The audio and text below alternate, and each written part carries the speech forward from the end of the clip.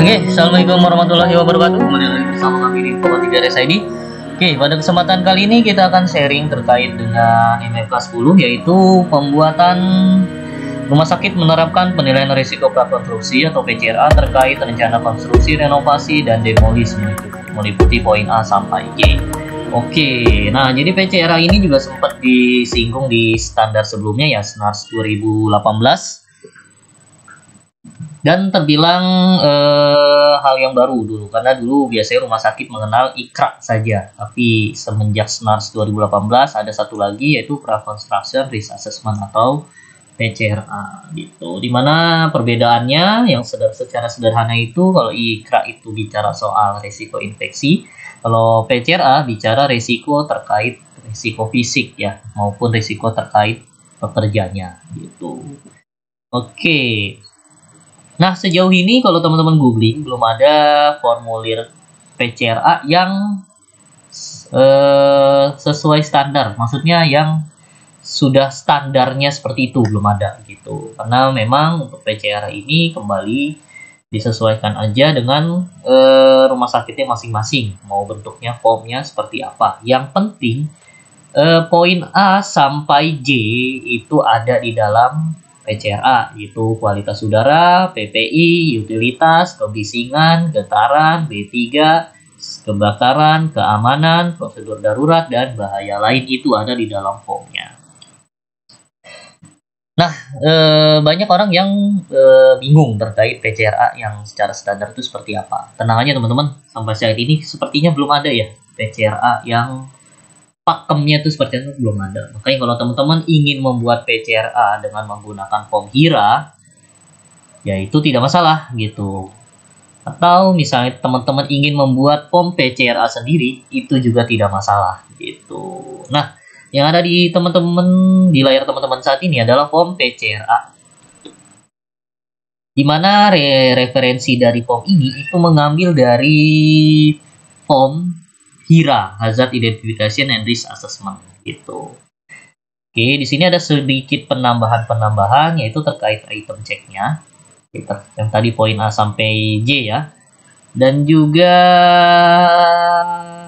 kolom-kolom di atas sih. Ini hanya penambahan saja gitu. Kalau teman-teman ingin mengikuti form HIRA-nya itu sebenarnya tidak masalah, sama aja gitu. Misal seperti ini ya.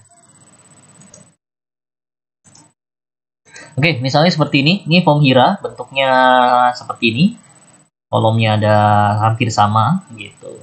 Ini juga tidak masalah gitu. Yang penting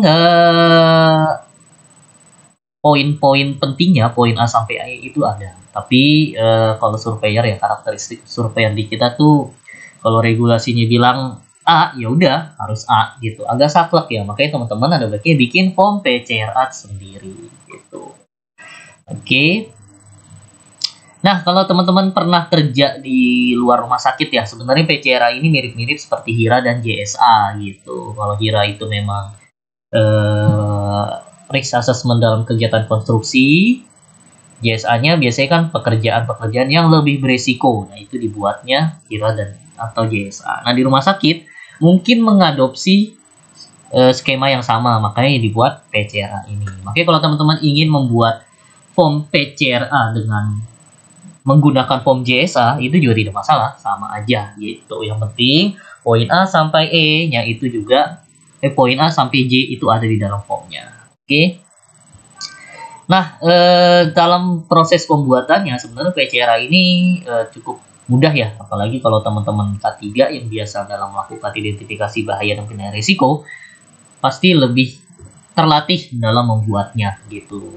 Cuma kalau teman-teman membuat PCRA ini, ada baiknya yang membuat itu bukan orang ketiganya gitu, melainkan unit terkait gitu. Misalnya kalau pekerjaan renovasinya dikerjakan oleh internal, maka tim IPSRS lah yang melakukannya. Atau kalau misalnya tim renovasi ini menggunakan pihak ketiga, maka vendornya yang mengerjakannya gitu.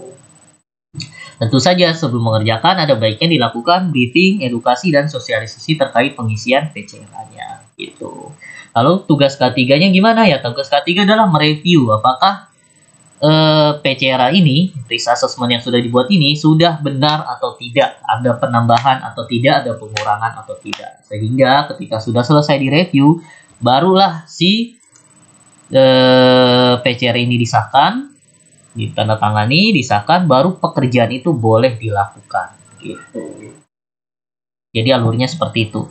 Kalau K3 yang membuat, ya tentu saja tidak akan lengkap gitu, karena orang K3 pasti tidak begitu paham langkah-langkah pekerjaan dari A sampai Z di proyek renovasi tersebut. Yang mengetahuinya secara detail, presisi tentu saja orang terkaitnya, yaitu tim IPSRS atau vendor pihak ketiganya gitu.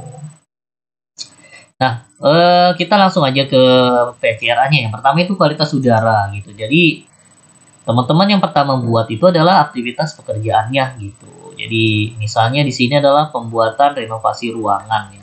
Ini sepertinya perluasan ruangan ya. Oke, langkah-langkah pekerjaan itu loh, pembobokan dinding, pembuatan lantai jalur belakang, pengecoran dinding, pemasangan railing, pembuatan plafon baru, pembuatan jendela. Nah, dari sekian kegiatan ini mana yang berkaitan dengan kualitas udara gitu ya, mana yang mengakibatkan kualitas udara nanti memburuk gitu. Nah, tentu saja kegiatan ini semua mengakibatkan hal tersebut gitu. Jadi silakan teman-teman rincikan dulu tahapan kegiatan dari mulai sampai akhir, baru kelompokkan sesuai dengan item ceknya gitu. Itu sih paling gampang kayak gitu. Kalau nanti sudah dikelompokkan, baru teman-teman buat nih bahayanya tuh apa gitu. Lalu konsekuensinya seperti apa. Oke, ini bahaya debu, gangguan pernapasan. Lalu dilakukanlah asesmennya, yaitu konsekuensi dikali likelihood. Nanti resikonya kategorinya apa? Ekstrim, merah, biru, kuning, atau hijau. Seperti itu. Setelah dia dapat resiko ekstrim, maka langkah pengendaliannya seperti apa? Ya, misalnya nih, dalam pembobokan dinding, bahaya debu, gangguan pernapasan pada pekerja ataupun penghuni sekitar. Penilaian resikonya 4, konsekuensinya likelihoodnya 3, sehingga didapat resikonya adalah ekstrim. Langkah perbaikan adalah penyediaan dan pastikan penggunaan masker pada pekerja. Gitu. Nah, jenis pengendalian risikonya apa? Yaitu pengendalian secara APD. Jadi jenis pengendalian risiko ini ada 5 ya, hierarki pengendalian bahayanya, yaitu pertama eliminasi, substitusi, rekayasa, administrasi, dan APD itu di sini.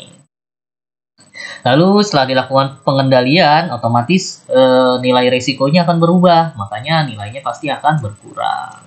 Gitu. Sehingga didapat nilai risikonya yang awalnya ekstrim menjadi low. Lalu PIC-nya siapa, tanggal penyelesaiannya kapan, dan statusnya seperti apa gitu. Nah, ini silahkan diisi sampai akhir gitu. Ini sebenarnya terbilang mudah sih sebenarnya, karena teman-teman akan vendor hanya mengklasifikasikan bahaya berdasarkan pekerjaan yang dilakukan, pasti tahu gitu. Nah, tim K3 melakukan review apakah sudah benar atau tidak gitu. Oke, nah silahkan dibuat saja gitu. Nanti kalau sudah oke, lanjutannya silakan direview. Setelah direview disetujui, lalu nanti akan ditandatangani, baru diberikan kepada vendor atau tim yang mengerjakan gitu. Ada juga rumah sakit yang membuat work permit gitu. Jadi setelah PCRA disahkan, baru dia buat work permit. Work permit disiapkan, alat-alatnya, rekomendasinya sudah disiapkan, baru disahkan, baru boleh mulai kerja gitu. Dan setelah PCR ini jadi, maka perlu dilakukan pemantauan atau monitoring atau inspeksi atau audit. Apakah hal-hal yang sudah direncanakan di PCR ini dijalankan dengan benar atau tidak gitu. Jadi jangan cuma buat tertulisnya saja, tapi juga dilakukan pemantauannya gitu. Makanya nanti setelah PCR terbit, silakan siapkan form lanjutan, yaitu form pemantauan PCRA, karena ini juga diminta di standar setelahnya gitu nih. Penilaiannya sudah, penanganan risikonya sudah, maka selanjutnya adalah pelaksanaan pemantauan kepatuhan. Apakah yang ditulis di PCRA ini itu benar-benar dipatuhi atau tidak gitu. Nah, untuk pemantauannya silahkan dibuat formnya, silahkan dibuat SOP-nya gitu, kapan dilakukan pemantauan gitu, dan siapa timnya, apa saja yang harus dipantau gitu sih untuk PCRA ya. Simple.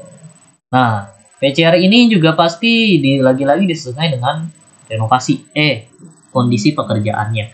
Apakah hanya pembobokan dinding, pembuatan jendela itu dibuat PCRA? Ya, idealnya seluruh kegiatan renovasi, konstruksi, demolish itu dibuat PCRA gitu. Misalnya perubahan pintu dari awalnya di sisi kiri ke sisi kanan, itu juga dibuat PCRA. Penambahan jendela itu juga dibuat PCRA. Pemasangan alat medis, misalnya pengen pemasangan alat MRI gitu kan, itu juga dibuat gitu. Atau penambahan ruangan baru, pemasangan alat untuk apa namanya tuh, cancer, mesinnya tuh laminari ya namanya, itu juga dibuat PCRA-nya. Karena memang setiap pekerjaan yang mengakibatkan perubahan letak atau perubahan bentuk ruangan gitu, itu wajib dibuat PCRA-nya gitu. Ingat lagi tujuannya apa? Untuk meminimalisir resiko yang terjadi baik kepada pekerjanya maupun pasien ataupun penghuni rumah sakit lainnya. Gitu aja sih